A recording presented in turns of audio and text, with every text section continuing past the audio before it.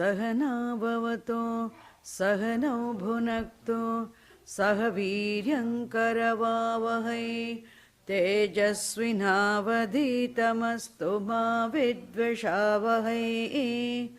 ॐ शान्ति शान्ति शान्तिः। ॐ पूर्णमदः पूर्णमिदं पूर्णात् पूर्णमुदच्यते पूर्णस्य पूर्णमादाय पूर्णमेवावशिष्यते। ॐ शान्ति शान्ति शान्तिः। हरिः ॐ तत्सत्। श्रीगुरुभ्यो नमः। हरिः ॐ।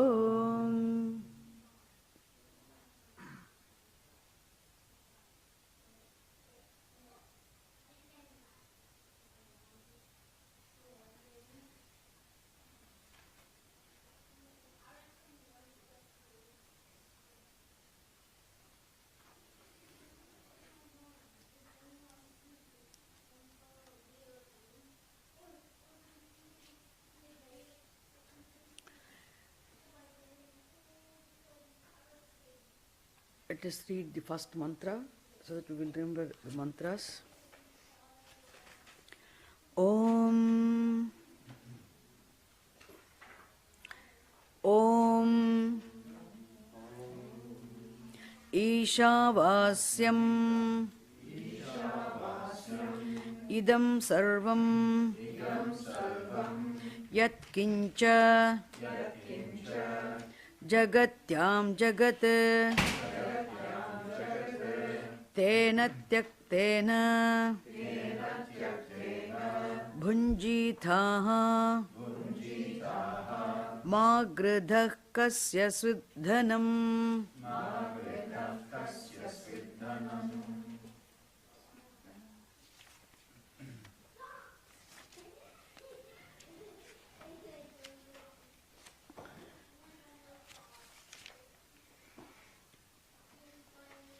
So here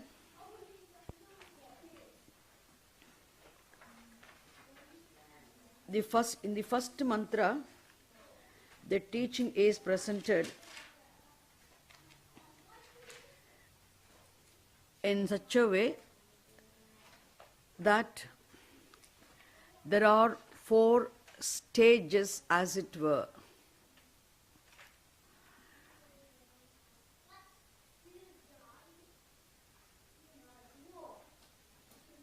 One has to protect oneself.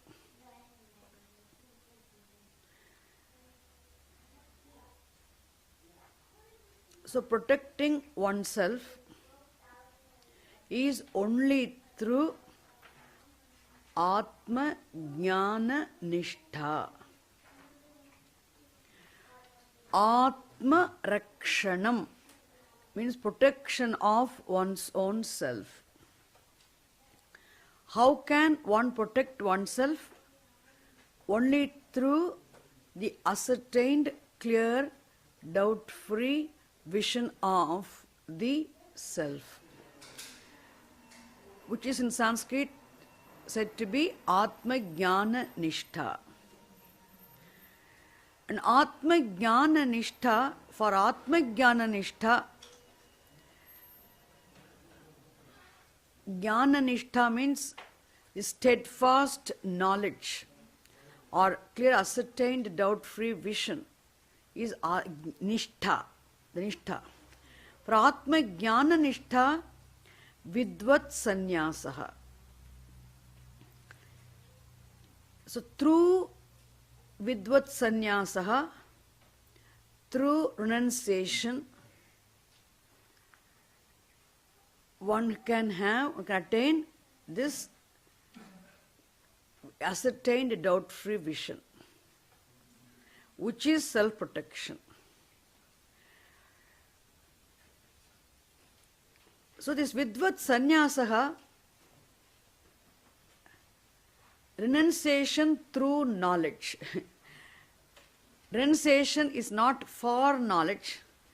Renunciation through knowledge is for ascertained knowledge. So renunciation through knowledge, jnana, this vidvat sannyasah. And for vidvat sannyasah, first what you should have first? Knowledge. So Atma Jnanam, one must have got the knowledge already of the self. Atma Jnanam one must have got already. How do you get Atma Jnanam? Through Shravanam and Mananam, you get the Atma Jnanam. And once you have self-knowledge, then you need Atma Jnana Nishtha. So through Vidvat Sannyasa, through renunciation, through knowledge, you had the ascertained vision, and through ascertained vision, you protect yourself. They are the 4 stages. It is presented there.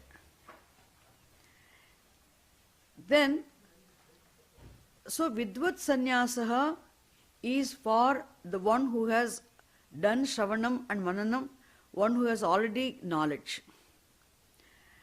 And the one who is not yet, one who has not yet attained knowledge, but one who has yet to attain knowledge, but one who is qualified for knowledge, for him Vividisha Sannyasah is a sannyasa lifestyle. Isn't it? I taught it to both sannyasas. Right? But for the one who is not yet qualified for knowledge, who has yet to become qualified for knowledge, for him, Karma Yoga lifestyle. Is it clear? Therefore, having introduced the Jnana Yoga, the pursuit of knowledge, attainment of knowledge, the means of attainment of the clear vision, which is the Atma Rakshanam, is attainment of moksha. In a nutshell, the first mantra, the second mantra, as I said, we saw last class, the Karma Yoga is presented in a nutshell. So Karma Yoga is a sadhanam, is a means of what is the end that can be accomplished through a Karma Yoga? Preparedness required for Jnanam. So Jnana Yogyata Praptyartam Karma Yoga. Jnana Praptyartam Jnana Yoga. Then Jnana Nishtha Praptyartam is what? Vidvat Sannyasa. And Jnana Nishtha is for Rakshanam, Atma Rakshanam, which is Moksha. Absolute protection of the self implies what? Attainment of freedom, Jivan Mukti. So he presents the Karma Yoga in the second verse, and we have seen the Karma Yoga, what it means. What is living a life of Karma Yoga? I explained last class elaborately, which is something discussed repeatedly in Bhagavad Gita. We have already seen. So I have to continue with the second mantra.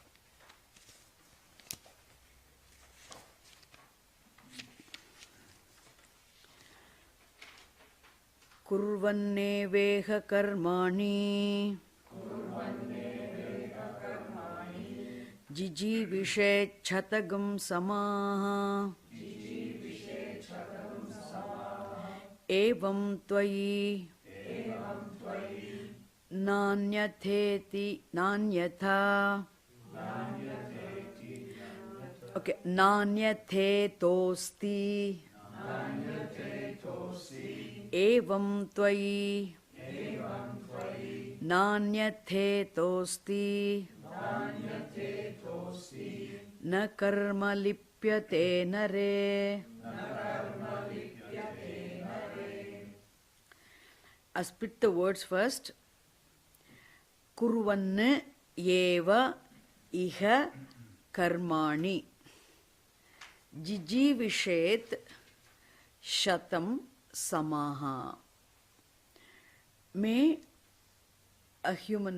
one have the desire, may one desire to live for 100 years.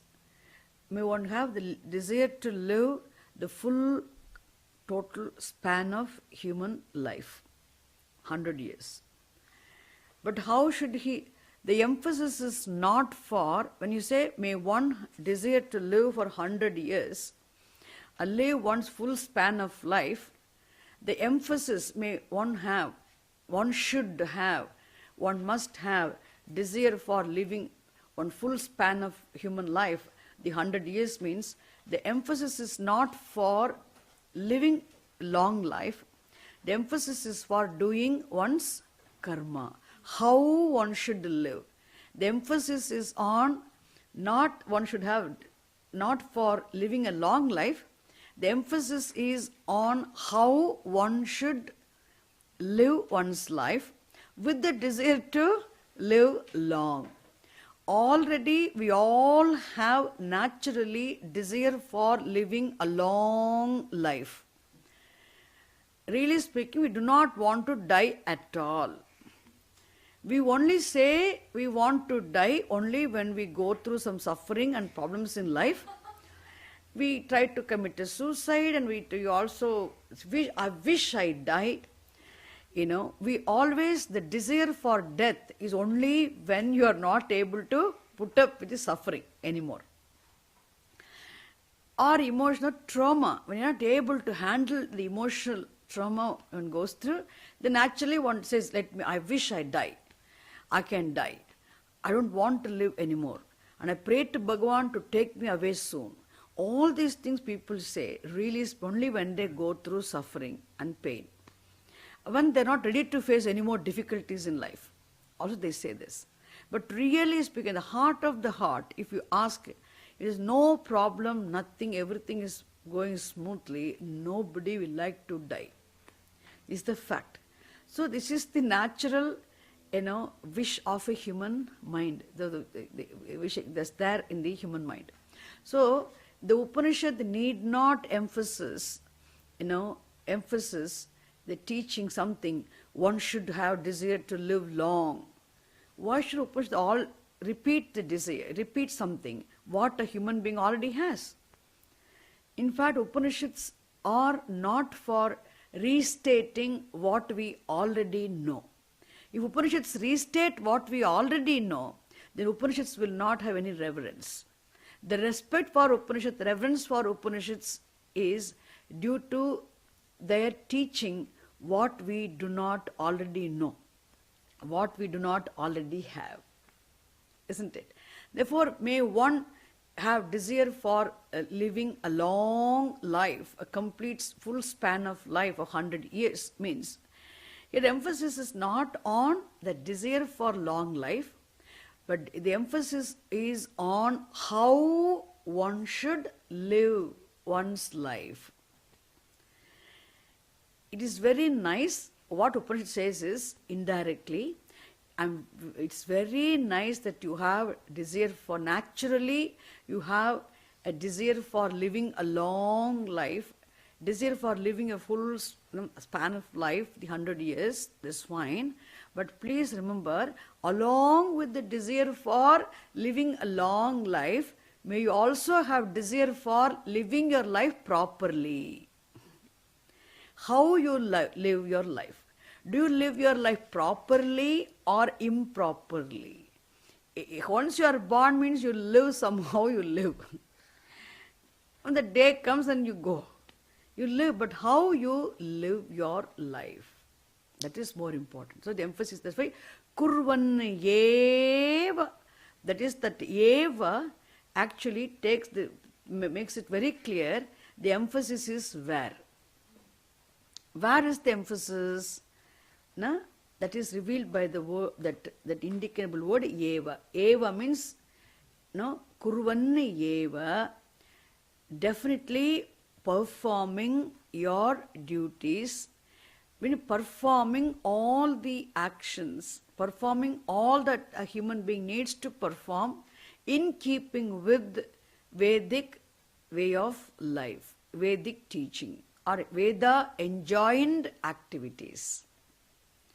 I already explained to you last class. I don't want to go into details. So, kurvanne eva shatam samaha jijivishet. And jijivishet is in Sanskrit language called sannantam padam. Jijivisha, desire to live. Jijivishet, the dhatu, the root has taken the san anta, the sun affix. So, sannantam padam. Sannanta dhatuhu is there. It's called desiderative. So, jijivishet is one word to say desire to live. Should desire to live. Must desire to live. May desire to live. That's the meaning. So, jijivishet shatam samaha.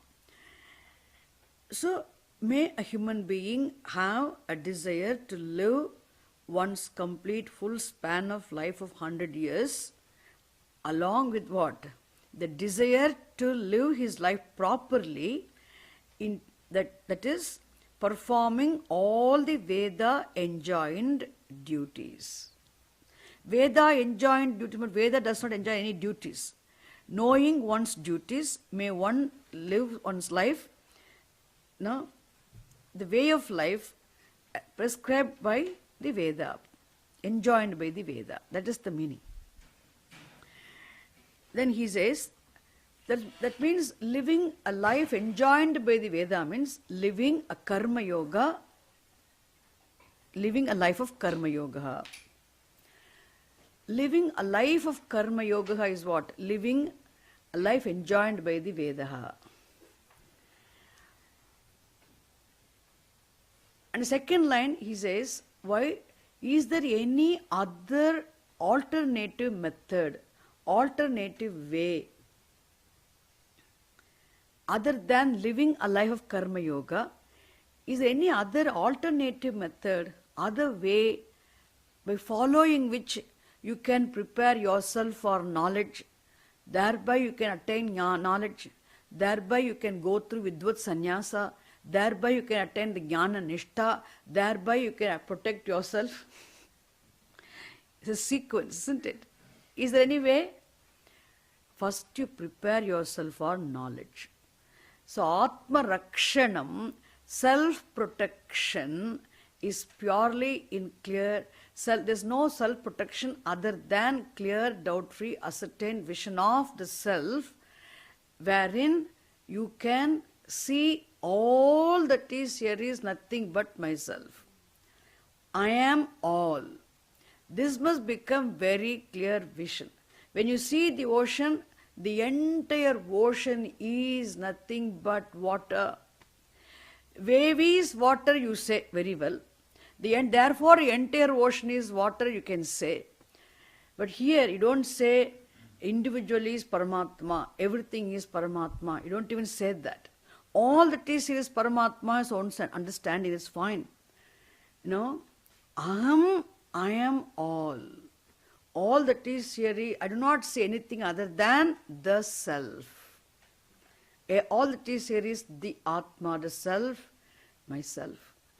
For you, there's no you, there's no Ishvara. There's neither you, the individual, there's neither Ishvara there. You only see the reality. This is the vision, isn't it? This vision is the protection.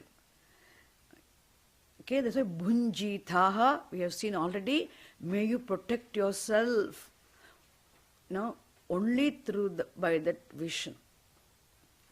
And for that vision, you must have what now? You must have that for that ascertained vision, Jnana Nishtha, that Sthita Prajna, ascertained clear vision, you must be living completely a contemplative life, a contemplative disposition of the mind. You should have a contemplative life, for which your mind must be completely free from all distractions. The contemplative life is not easy. Of course, you can be contemplative in the class also, the more you listen. But really living a life of contemplation is called Vidvat Sannyasa. Which means you already know the fact, all that is here is myself. and then you ascertain that vision. And for which there must be adequate dispassion. And the dispassion, how do you have dispassion? If you are not dispassionate, then contemplation is not possible. Because the passion, any passion anywhere, will distract your attention. So dispassion, dispassions are not something which you can easily get by yourself. You cannot get dispassion, you can't buy dispassion. No, you cannot develop dispassion. Dispassion is something which is just an expression of maturity and which you have to discover. No, it has to be born of understanding. Dispassion is born of understanding. Understanding of what? It is the knowledge which is protection. And nothing else here will protect me. It is this understanding. Nothing else, no achievement, no accomplishment, no enjoyment, no possession, no desire, no object of desire will protect me. It is the knowledge which alone will protect me. So what can protect me? What cannot protect me? These two things, because I am seeking protection. Mumuksha means a seeker of protection, absolute protection. You are seeking protection. That is why every day you go and ask, what do you ask Bhagavan? Oh Lord, protect me. Raksha, Raksha. Every bhajan we sing, Raksha, Raksha, Pahi, Pahi. We sing that. Not even knowing how serious you are, you do not know what you are really asking for. Bhagavan one day has to, if that prayer becomes fulfilled, means what should happen? You are really asking for absolute protection. Otherwise, you are asking something without knowing what you are asking for. The absolute protection is, it is the wisdom which is absolute protection. Wisdom implies what? The ascertained, clear, doubt-free, ever-remembered, unforgettable knowledge is the protection. Vision is the protection. And for which that vision, ascertained vision, you need to be contemplative. Being contemplative implies what? A vidvat sannyasa. Vidvat sannyasa means what? Renunciation. Renunciation means completely being free from passion and desire for anything in the world. That is why Eshanatraya Tyagaha. It doesn't mean that there's no frustration, there's no hatred towards anything. A sannyasi has no hatred, he's completely free from hatred. It is neither passion nor aversion towards everything, no aversion also towards anything. It is not aversion. Dispassion is different from aversion, okay? I want to make it very clear here. There's no aversion towards children, progeny or world or anything. There's no aversion. Just the dispassion is neither passion nor aversion. Dispassion is just, understanding, born maturity, that you know what you want, you know what you do not want. You're very clear. It is the knowledge is protection. Ascertained vision is protection. And anything else, everything and anything other than knowledge will not protect me. It is this clarity, it is this understanding, is understanding born condition of the mind is what? Dispassion. And that's called, then that is the disposition of the mind, entertained, enjoyed by a Vidvat sannyasi. And he is a contemplative person. That contemplation will bless you with what? Jnana Nishtha. And for Jnana Nishtha, for you to contemplate on the fact that you have understood, this mental disposition, sannyasa. Sannyasa for mental disposition required for the contemplative disposition of the mind you have means the mind must be free from passions and aversions. Mind which is free from passion and aversion is what? Dispassionate mind. And for which that is implied by the Vidvat Sannyasa. Is it clear? And for that Vidvat Sannyasa again, you must have already attained Jnanam. Must have already gone through Shravanam and Mananam. Isn't it? But here, you have not yet attained knowledge. And then you are not even qualified for knowledge. Look at this. So to attain Jnanam, now what you can do, you can go to do Shravanam and Mananam. But you are not yet qualified for knowledge means the lifestyles or options are there. So there's no, then you have, what choice you have? Living a life of Karma Yoga.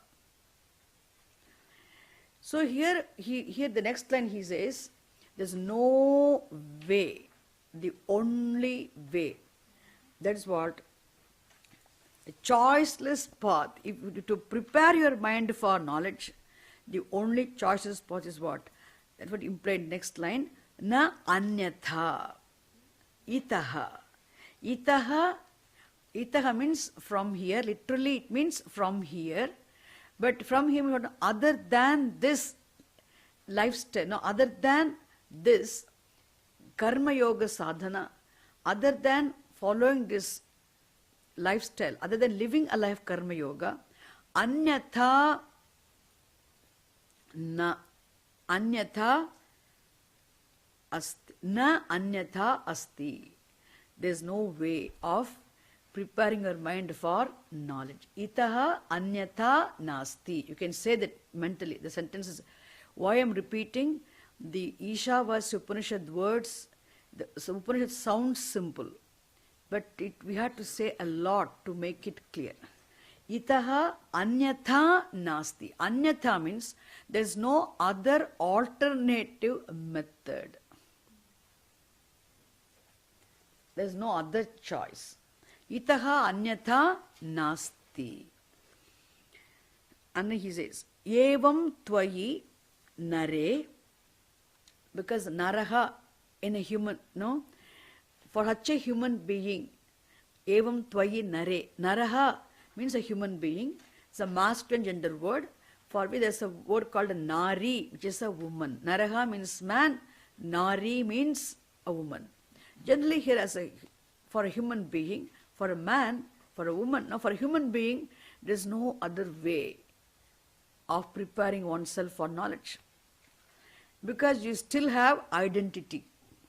The strong identity is with the anatma. So when you anatma, the body-mind's complex, when these, you have a strong identity with the body-mind's complex, that is why you can say, I am a human being, I'm a man, I'm a woman. This identity is still there. And for you, the one who still have a strong identity and who is not yet prepared for knowledge. And then even you know the importance of all the disciplines. How important it is to have mastery over my ways of thinking. How important it is for me to be mentally disciplined. How important it is for me to be sensorily disciplined. How important it is for me, you know the value of disciplines, you know the value of values. In spite of knowing the values, also you are not able to follow still disciplines and values, which means that somewhere some pratibandha is still there, which means you need lot of, isn't it, preparation. The best way for you to prepare your mind is living a life of Karma Yoga. Really, we have to know where we stand, isn't it? Therefore, evam tvayi nare na anyatha itaha asti. There is no way of preparing your mind for knowledge. Is it clear? Then he says,